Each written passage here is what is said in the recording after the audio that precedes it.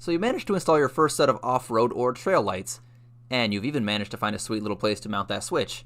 That's great, awesome, but then you added a second set of lights, and then a third. Perhaps you plan on adding other auxiliary switches for speakers and winches, but they all have one occurring problem, and that's where do you mount the switches to? Well, hopefully I found a solution for you, and it gives you a close to factory appearance to boot.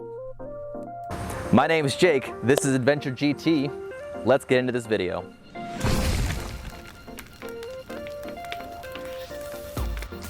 Alright dudes, this is an aftermarket rocker panel switch that is supposed to fit below your aftermarket stereo. Put in an aftermarket stereo, there's a little pocket. These are supposed to clip into said pocket. And you can add more, you can take them away. Kind of the nice thing about this, they just, unclip, unfold, and there's little fake dummy switches. So depending on how many rocker switches you have, you can just cover them up like that. Let's see, where's that part number? Anyways, well, you don't need the part number. I'm going to link it in the description. This style of switch is called Carling Contura, something like that.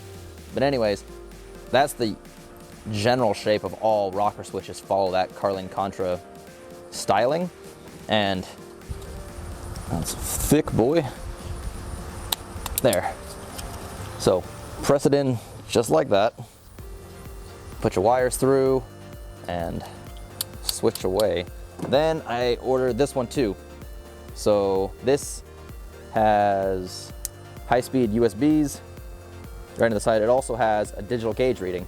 So a couple months back, I went on a camping trip with some friends. It was really dark and rainy, and we couldn't see our campsite. So I pulled the Subaru around and had it pointed into our campsite and shine light down there. But there was no, I have no voltmeter. I have no indication except for a little battery light that shows, have a little battery light when it's time to turn the car back on and charge the battery up. So I got this gauge right here. It's supposed to show me the volts.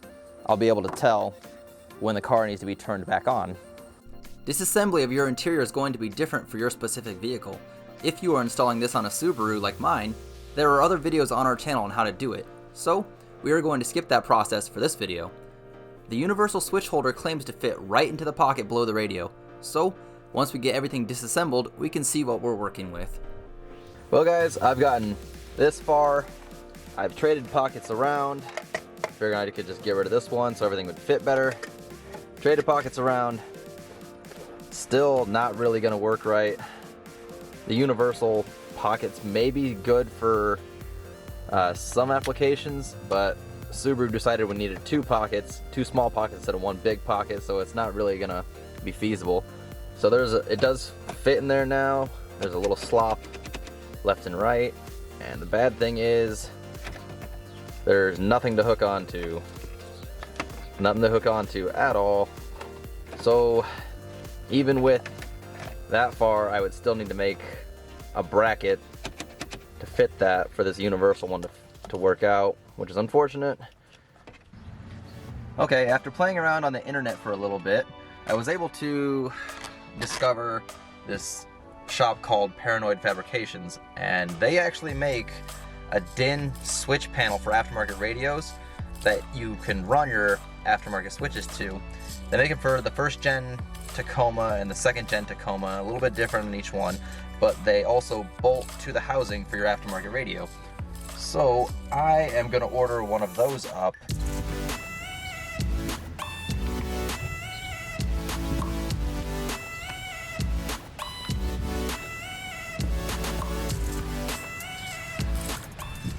Paranoid Fabrications panel is going to leave a much cleaner look than the universal ones, and I'm really excited to get it installed. But I will admit that it took me an extremely long time to get the switches sunk into place, as they were extremely tight. Not sure if it's because the switches from Nightlight are slightly larger, but I even damaged the rocker light switch. Also, on the volt gauge, I had to sand the edges off to get it to fit properly. So, without any modification, this bracket will have one alignment bolt in the very back. So no drilling, no mounting. It is recessed back a little far, but that way you don't have to do anything at all. You can just bolt it up, ready to go, no problem. But literally on the flip side,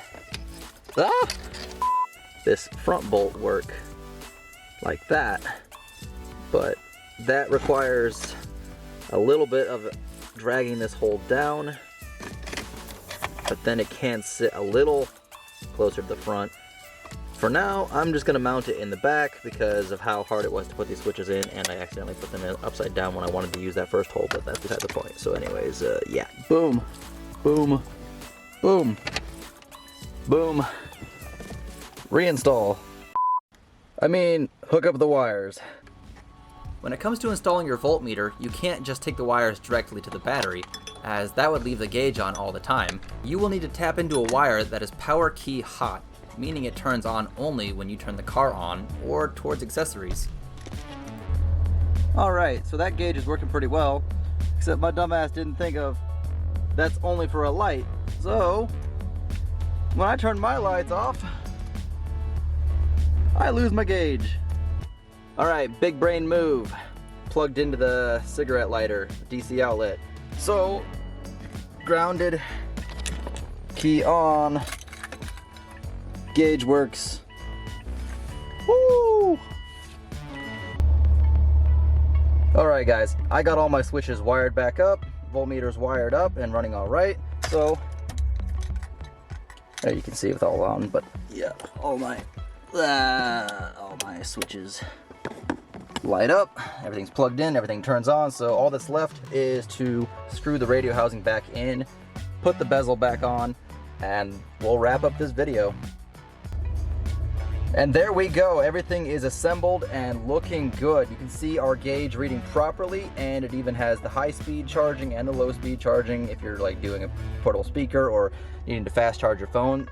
So if we made it this far, go ahead and celebrate by getting yourself an energy drink. You deserve it. And now we're gonna go ahead and swap out our mutilated original coin slot and put in junkyard one just to feel that gap is kind of chilling right there. Now you can kind of see that there is a small gap between there. If you will use that first mounting spot and don't put your lights in upside down, then you can pull that a little bit closer, which looks a little bit better, but it's not gonna be fully perfect without the gaps in there. Like I said, it was made for a Toyota, not a Subaru, but we made it work. So, like I said, we're pretty happy with the results. We'll go ahead and get a little bit of night footage, see how it's bothering you, but now we don't have to worry about accidentally turning our lights on. Everything is good, and we still have this. Maybe we'll, you know, use two of the end corners, make a little switch video on someone else's vehicle. Maybe. As for this job, I think we're finished for today. Anyways, so we have two different videos installing off-road lights, rock lights, trail lights, what have you. I'm gonna link those here and here. If you guys wanna see us install those, check those out, that'd be cool. Otherwise, this is Jake with Adventure GT, and I'll catch you later.